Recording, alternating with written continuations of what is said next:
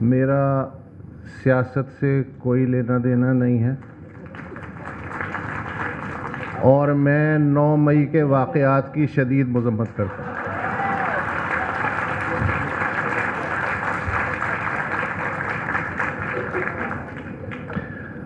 مظہر کے بارے میں آسما نے بھی کہا اور ایک اور مقرر نے بھی کہا کہ ان کی رپورٹنگ اور اصول پسندی اور اس کی وجہ سے لفافے میں گولیاں بھر کے بھیجی گئیں۔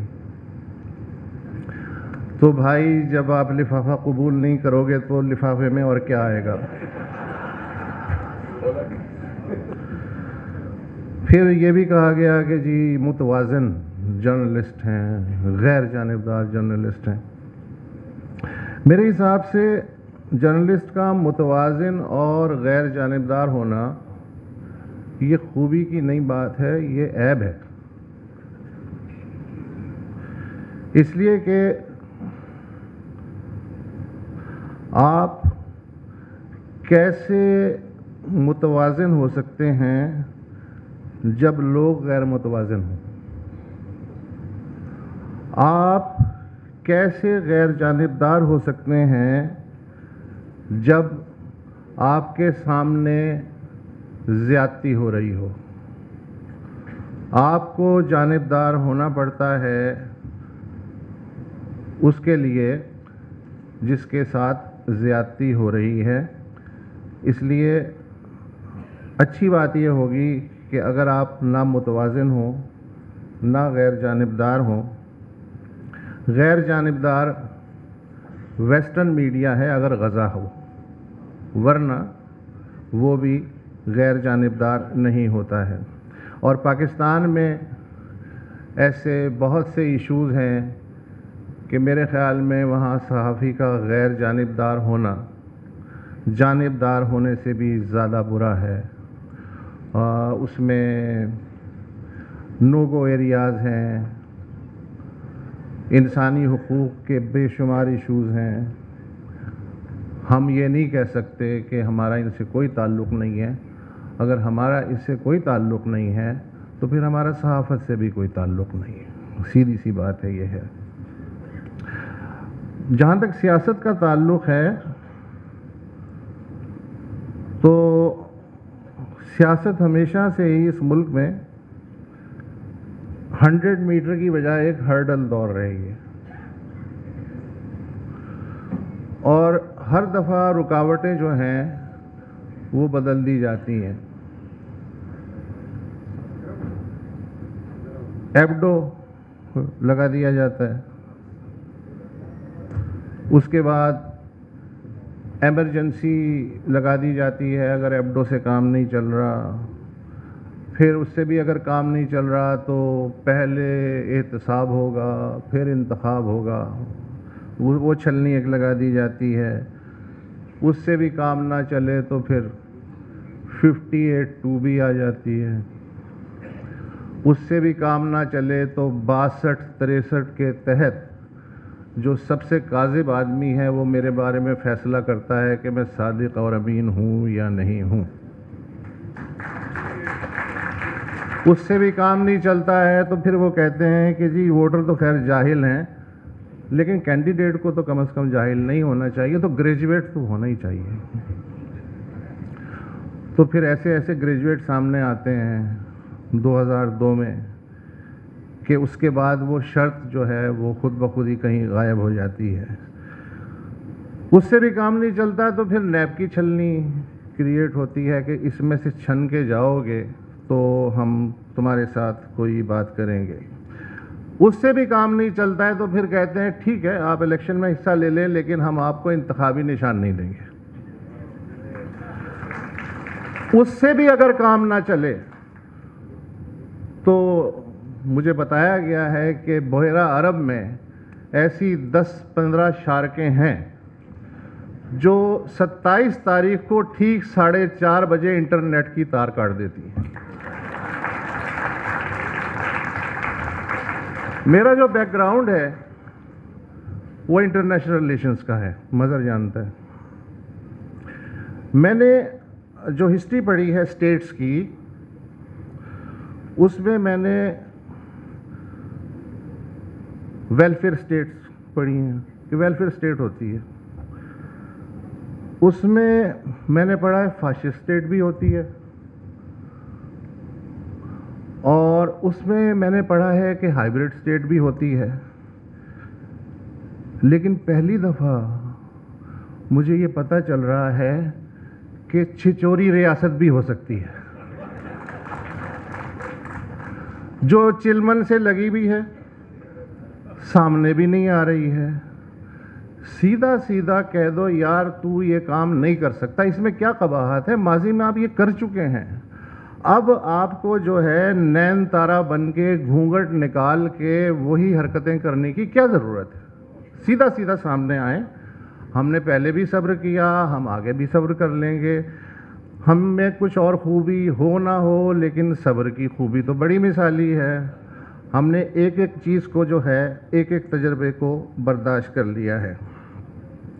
ہم نے تو ایسے سیاستدان بھی برداشت کر لیے ہیں جن کے لیے ایک کی مصیبت دوسرے کے لیے سنہری موقع بن جاتی ہے, اور وہ یہ سوچے بغیر کہ کل وہ بھی اس شکنجے میں آ جائیں گے. وہ بقول فراز کے کہ بس اس قدردہ کے دربار سے بلاوا تھا, گداگران سخن کے ہجوم سامنے تھے.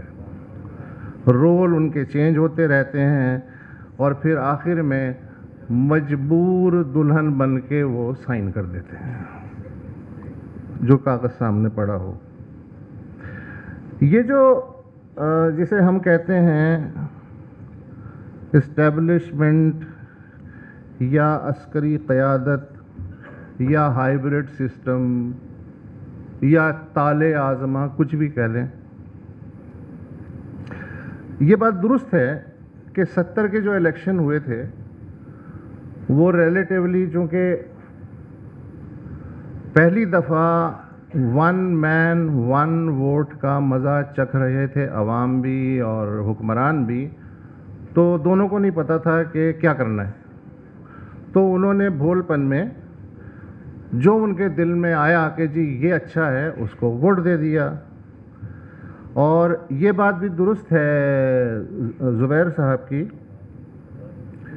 کہ اسٹیبلشمنٹ چاہتی تھی مسلم لیگ قیوم, جو اس کی کیلکولیشن تھی ویسٹ پاکستان میں, اور پیپلز پارٹی اور جماعت اسلامی.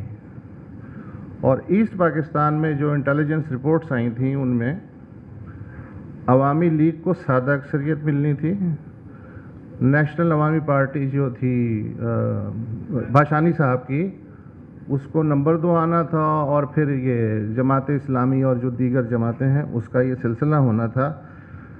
تو یہ کیلکولیشن دی گئی تھی صدر صاحب کو, اور انہیں کہا گیا تھا کہ سر جی کوئی مسئلہ نہیں ہے, الیکشن نتائج ایسے ہیں کہ آپ کو یہ لوگ چونکہ آپ نے پہلی بار یہ الیکشن کروائے ہیں اور آئین بنانے کی اجازت دی ہے تو آپ خود بخود صدر ہو جائیں گے. تو اس امید پہ انہوں نے الیکشن کرا دیے تھے, اور اس کے بعد آپ کو پتہ ہے کہ کیا ہو گیا.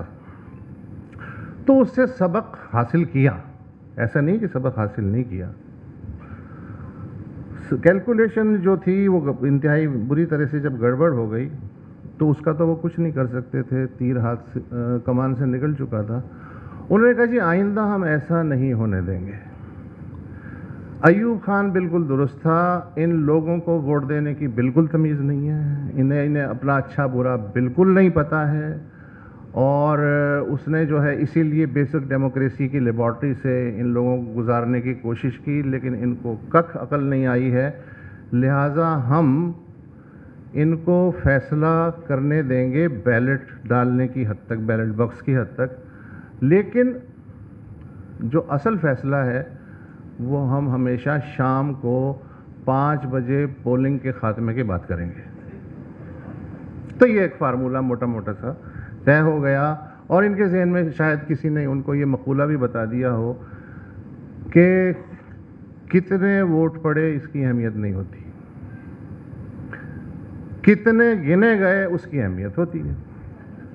تو یہ کم و بیش آپ کو فارمولہ اس میں یہ ہے کہ کبھی 91, 93, 97, 2002, 2008, 2013, 2018 اور 2024 کبھی نمک تیز ہو جاتا ہے، مرچ ہلکی کر دیتے ہیں، کبھی مرچ اور نمک جو ہے تیز کرنا پڑتا ہے، وہ حالات کے حساب سے جو ہے وہ دیکھ لیا جاتا ہے۔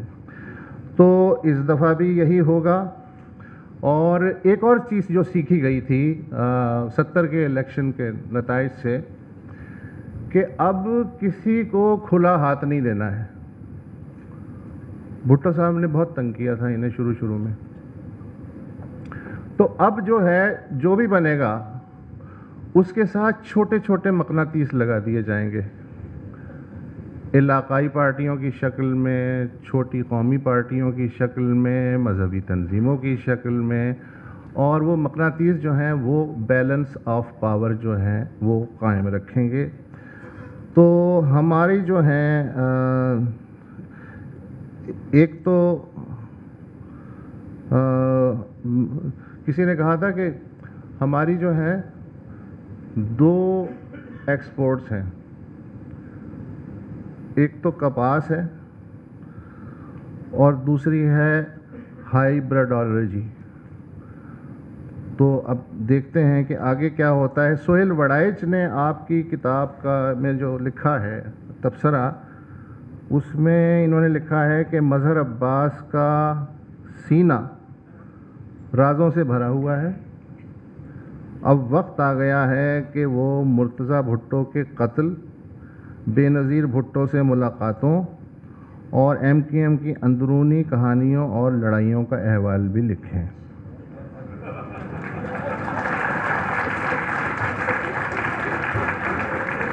ابھی جب سہیل وڑائچ صاحب آئیں گے، یہ دیکھیں میں نہیں کہہ رہا، عوام تک بات پہنچ گئی ہے جو میں نے بغیر تبصرے کے آپ کو بتا دی۔ تو سر ابھی انہیں کتابیں لکھنے دیں، ایک زمانے میں جو ہے ایک لطیفہ بھی تھا، بلکہ فاروق ستار صاحب کی مناسبت سے ہی وہ مشہور ہوا تھا، اب چونکہ 2015 نہیں ہے اس لیے میں سنا سکتا ہوں۔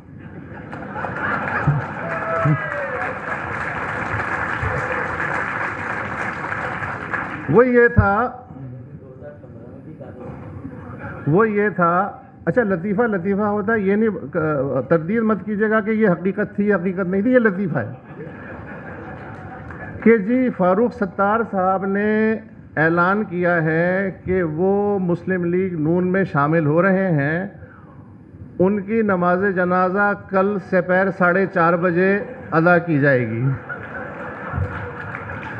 I'm sorry، یہ اس زمانے میں تھا۔ تو یہاں جو چیزیں ہیں وہ اس طرح چلتی ہیں، یہ جو آپ کو دیوانے نظر آتے ہیں بظاہر، ہو سکتا ہے یہ دیوانے نہ ہوں، ہو سکتا ہے آپ کو یہ دیوانے بنانے کے لیے دیوانے بنائے گئے ہوں۔ تو یہ ساری چیزیں جو ہیں یہ پیش نظر رہنی چاہیے، اور 8 فروری کو آپ بھرپور انداز میں ووٹ دیجئے اور 9 مئی کے واقعات کی مذمت کرتے رہیے۔